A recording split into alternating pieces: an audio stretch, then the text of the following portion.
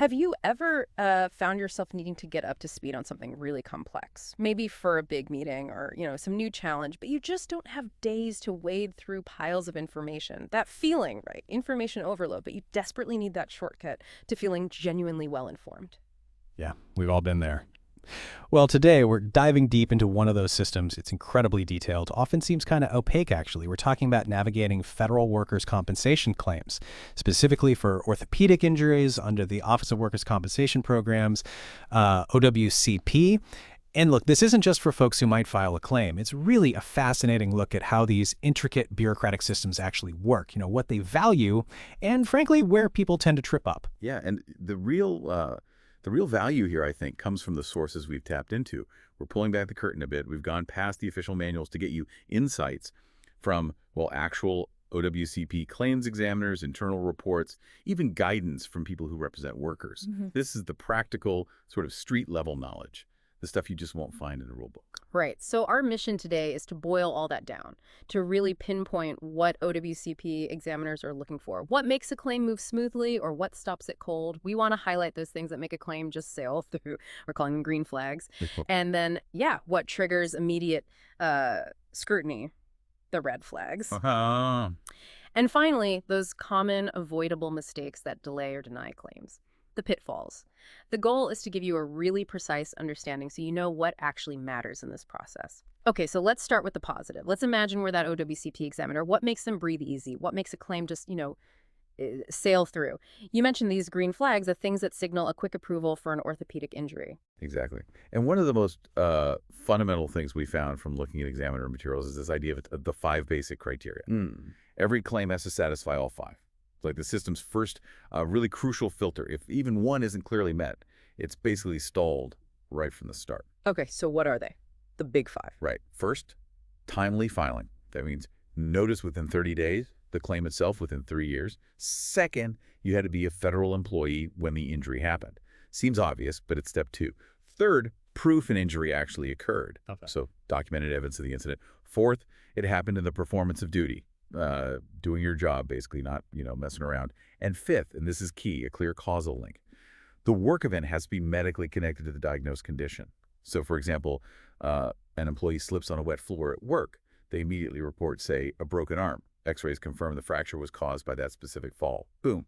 That claim hits all 5 criteria right away. It can often be approved pretty quickly without needing a ton more investigation. That makes sense. And building on that, you mentioned if the incident itself is, obvious, traumatic, results in a clear injury. That's a big green flag, too, like a witnessed fall, broken bone, torn ligament, that kind of thing. Absolutely. Those acute orthopedic injuries with a really clear-cut cause, they often get fast-tracked. It's just undeniable, right? The cause and effect. It's much different from injuries that develop slowly or subtly. Those always get a closer look. Okay. And for those fast-tracked ones, like the CA1 for a single event, how precise do you need to be about how it happened? Oh, incredibly precise. Right. Precision in documenting that mechanism of injury is huge for a CA1. Think about this example. Patient lifted a heavy box at 3 p.m., felt a pop in the right shoulder. Then MRI shows an acute rotator cuff tear consistent with that event. Okay. That level of specificity, the specific event, time, body part, linked directly to the medical finding that's a really strong green flag for CA1, makes the examiner's job simple. Got it. Specificity is key for the event itself. Now, what about when it's all reported? You mentioned timely filing as one of the 5 criteria, but how much does just reporting immediately matter? It matters a lot. Prompt reporting, like the same day if possible, is a big sign of credibility. Delays immediately make examiners wonder. Filing the actual claim form quickly, too, within days, not weeks, reinforces that. An injury reported months late, or a CA2 occupational claim filed long after symptoms started. That just invites questions, maybe even denial. Okay, so report fast, file fast. What else builds that examiner's trust? Consistency. Huge green flag. When the employee's statement, any witness accounts, the supervisor's report, the medical notes, when they all tell the same story, it builds massive trust. Like, employee slipped in the break room. Coworker Jane Doe saw it, signed a statement. The supervisor's report confirms it. The medical notes mention the slip. Everything lines up. And if there's no witness? That can be a red flag, yeah. Especially for a serious accident. It doesn't kill the claim, but it means the examiner will look harder at other evidence for consistency. Okay, so consistent story, timely reporting. Now, you hinted earlier that the medical evidence is really, really critical for orthopedic claims, almost paramount. Examiners aren't doctors, right? So they're relying on what's in that report. What exactly do they need to see to check that box? Yes, the medical evidence is absolutely make or break. They have basically a checklist. The report needs several key things. First, a specific diagnosis with objective findings. Think acute L4-L5 disc herniation on MRI causing radiculopathy, not just back pain. OWCP is very clear. Pain isn't a diagnosis, it's a symptom. Ah, okay. No pain diagnosis. Got it. Right. Then a history of the injury that matches exactly what you put on the claim form. It needs to review any prior issues with that same body part. You have to address that. And the absolute most critical piece, the physician's reasoned opinion on causal relationship. The doctor has to explain how, with reasonable medical certainty, the work duties or the specific incident caused or aggravated the diagnosed condition. So it's not just listing the injury, it's the doctor connecting the dots back to the job. Precisely. Yeah. And honestly, using doctors who are familiar with OWCP can be a big help here. They know the language, they know how to phrase that crucial causation part in a way OWCP understands and accepts. Okay, strong medical rationale is key. What about the paperwork itself, the forms? Does just filling them out completely and accurately make a difference? Oh, absolutely. Thoroughly and correctly completed CA1 or CA2 forms. That signals you understand the process, you're being upfront, no blanks, no inconsistencies between sections, and making sure you use the right form, CA1 versus CA2, matters for how it's processed. Really, the goal is just make the examiner's job easy. Give them everything they need, clearly organized right from the start. Makes sense. Don't make them hunt for information. Exactly. And that leads to the last green flag. Cooperative communication. Staying engaged is vital. If the examiner sends a letter asking for more info, responding promptly and completely, that's a green flag, shows you're serious about the claim. Sometimes, just a polite call or a fax to check status, especially if things seem slow, can nudge it along. It shows you're paying attention. But radio silence, that just stalls everything. Okay, so let's quickly recap the green flags. We're talking hitting all 5 basic criteria, having a clear traumatic injury, reporting it immediately, filing quickly, Having consistent details across all reports, especially with witnesses. providing strong medical evidence with a specific diagnosis and that crucial doctor's explanation linking it to work. Filling out all the forms completely and correctly. And staying responsive and communicative with the examiner. Do all that and your odds of a smooth, fast approval go way up. Right. Now, what's also fascinating here is, well, how examiners are trained to spot the opposite, the red flags. These aren't automatic denials, not necessarily signs of fraud even, but they absolutely signal, hold on, we need to look much closer before approving this. And understanding these helps you avoid them, or at least address them head on if they apply to your situation. Okay, let's hear them. What's the biggest red flag that makes an examiner pause? Probably the most common one is delayed reporting or filing. We talked about promptness being a green flag. The opposite is a huge red flag. If someone waits days, or worse, weeks, to report an injury they say happened at work. The immediate question is, did it really happen at work? Did it happen off-duty? Is this an afterthought? Yeah, I can see that. And it gets even more suspicious if the report comes weeks later, or maybe right after something negative happened at work, like they got a bad review or were told about a layoff or denied leave.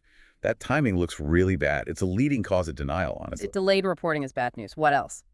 Another classic one is the Monday morning injury, or really any unwitnessed injury reported first thing after a weekend or time off. Think of a claim like, I hurt my back lifting a case Friday afternoon, didn't say anything, reporting it now Monday morning, especially with no witnesses. That's going to raise eyebrows. So does that mean those claims are always denied? People do get hurt alone or realize it later sometime? Oh, absolutely. They can be perfectly valid, but the examiner will dig deeper. That's why if it was unwitnessed, it's smart to address it in your statement. Yep. Explain why no one saw it, mention if you told a supervisor immediately, even without a formal report yet, things like that. And related to that, inconsistent stories about how the injury happened. That's a massive red flag. If the details change between the first report, the claim form, what you tell the doctor, it destroys credibility. Right. Consistency again. You also mentioned questionable timing related to work events. What about other timing issues? Yeah. Besides reporting right after bad news, examiners look for patterns. Like, does this employee seem to get injured frequently right before holiday weekends? Or just before they're planning to retire? These kinds of coincidences, while maybe just coincidence, definitely trigger more scrutiny. Okay. And what about things happening outside the formal claim process? You mentioned something about rumors. Yes, surprisingly impactful. Workplace rumors. If coworkers mention, maybe to a supervisor, who then notes it, that the claimant is, say, doing heavy yard work or playing sports or working a physical side job while claiming they're disabled from their federal job. Examiners do pay attention to that. It can even lead to surveillance or a referral to the Office of Inspector General for potential fraud investigation. It shows the process isn't purely based on the paperwork in front of them. Wow. Okay. So your reputation and actions matter beyond the official forms. What about the doctors involved? Can that raise a flag? It can, yeah. Examiners get wary if they suddenly see a bunch of employees from the same office all going to the same doctor or clinic, especially if that provider seems to have a reputation for, let's say, very employee-friendly reports. Yeah. They might suspect a claim mill situation. A claim mill, like a doctor just churning out claims. Sort of, yeah.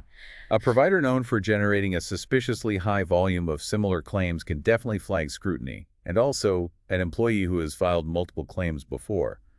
They'll likely face a tougher review on the next one. The examiner is looking for a pattern. Okay. And within the medical side, is it just the doctor or the treatment itself? The treatment, too. Excessive medical treatment, maybe way more therapy than typical for that injury, or unusually high use of medications, especially opioids, without clear justification. That can also trigger concerns about necessity and potentially even fraud. That makes sense. What about someone who is off work but doesn't seem to be getting much treatment? Yeah. That's a more subtle red flag, but important. Minimal medical evidence for ongoing disability. If someone's drawing wage loss pay, meaning they're saying they're too injured to work, OWCP expects to see regular ongoing medical care, doctor visits, therapy, whatever's appropriate. If the record shows, the patient hasn't seen their orthopedist in over a year but is still claiming they're totally disabled, that's going to raise questions and likely lead to action. Okay. Regular treatment needed to support ongoing disability. Now, what about pre-existing conditions? How do those play into red flags? Yeah, it's a big one, especially for denials. Causal doubts due to pre-existing or external factors. If the medical report doesn't clearly explain how the work incident aggravated or worsened a known pre-existing condition, like arthritis or an old injury, the examiner might just assume the current problem is due to that old issue or just age and deny the claim is not work-related. This is super common for CA2s, the occupational disease claims. So you have to address it head-on? You absolutely have to. The medical report needs to differentiate. Same goes for off-duty activities, sports, second jobs. If those could have contributed, the doctor must explain why they believe the work exposure is the primary cause. If they don't, it leaves doubt, and doubt leads to denial. Okay. And the last red flag seems to circle back to paperwork. Pretty much. Incomplete or contradictory documentation, gaps in the information, different dates for the injury on different forms, blank sections on the claim form, all these things make the examiner pause. They suggest either carelessness or, worse, credibility issues. Right. And at minimum, they cause delays because the examiner has to send out letters asking for clarification.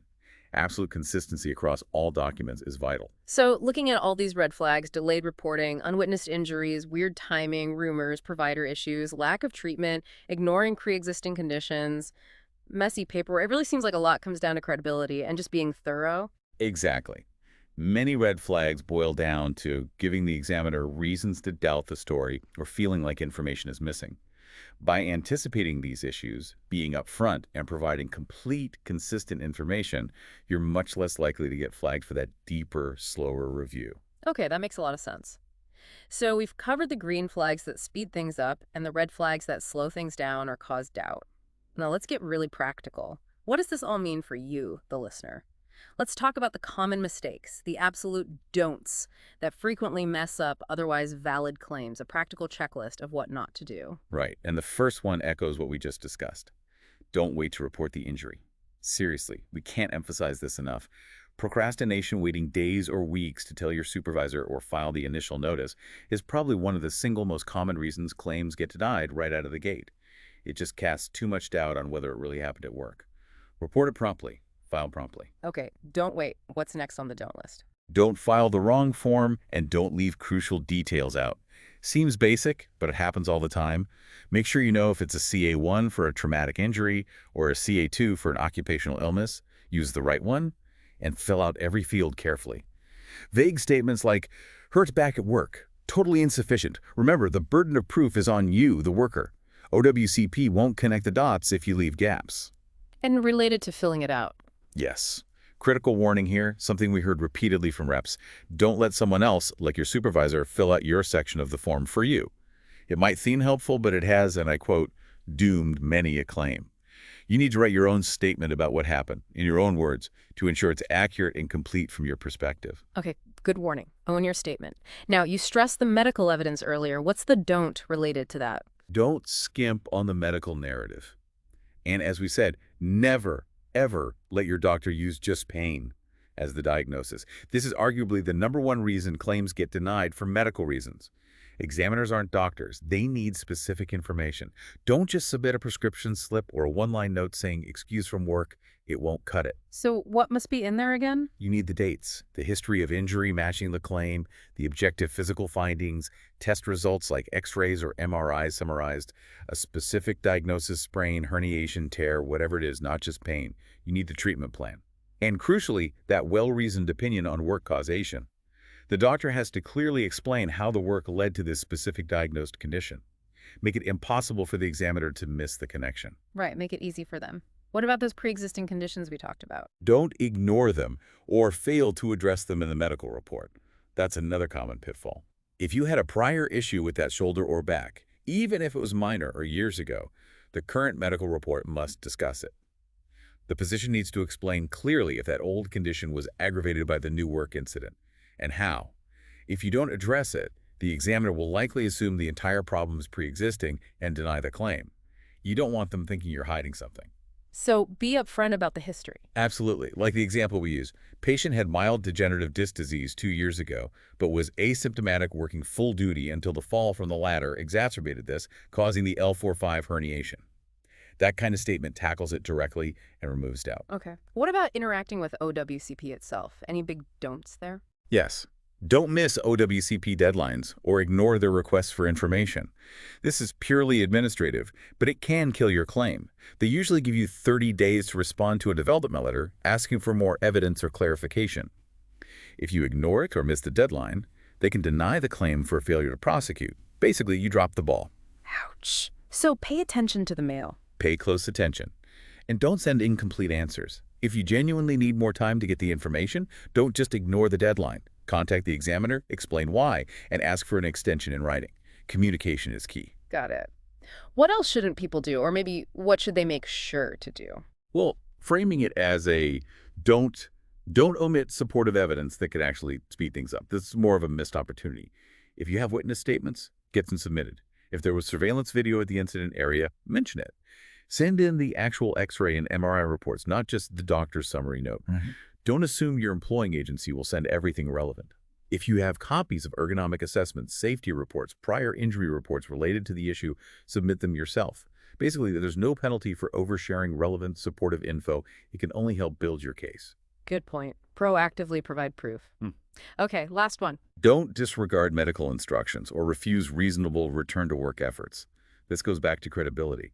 If you're skipping physical therapy, not filling important prescriptions, or turning down a suitable light-duty job offer without a very good medically documented reason, it makes it look like you're not seriously injured or not motivated to recover.